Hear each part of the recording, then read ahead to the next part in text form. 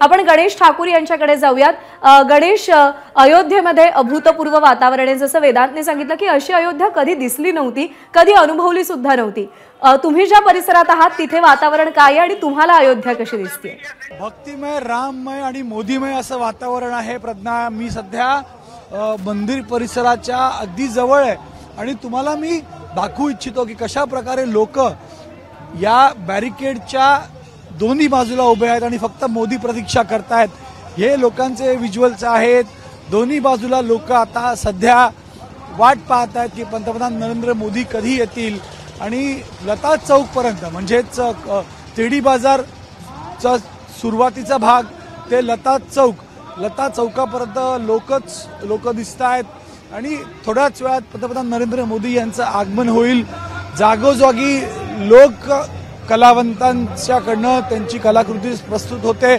आपण पाहतोय की राममय वातावरण आहे, सजावट अद्भुत केली गेली आहे आणि मुख्यत्वे ज्या लोकांच्या भावना आहेत, आज आपण सगळे दुकानं बंद आहेत। पहा, अयोध्यावासियांनी सर्व दुकानं बंद केलेली आहेत, कारण त्यांना पण आज काम सकाळी नाही करायचं आहे, प्राणप्रतिष्ठा सोहळा पाहायचा आहे, म्हणून सर्व दुकानं आज बंद ठेवण्यात आली आहे अयोध्यावासींकडनं। आणि अशा प्रकारे सगळ्या बाजूला लोक दिसत आहेत।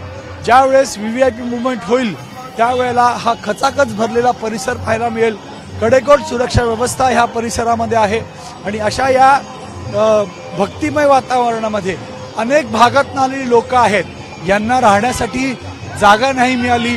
अनेक जण आश्रमात राहिले, अनेक जण मठात राहिले। या अशा वातावरण, सर्दीचं वातावरण आहे आणि या वातावरणामध्ये देखील हे सर्व लोक इथे आहेत।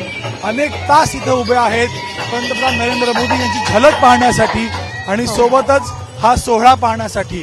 लोक कलावंत इथं आपली कला प्रस्तुत करतायत। या महिलांना पहा, ह्या महिला इथं मडके घेऊन त्याच्यावर दिवे लावून परफॉर्म करतायत। तर लोकांचं मनोरंजन आणि भारताची संस्कृती परंपरा देखील आजच्या या सोहळ्यामध्ये दाखवली जाणार आहे आणि ही खरी अयोध्या आहे, हे खरं वातावरण आहे।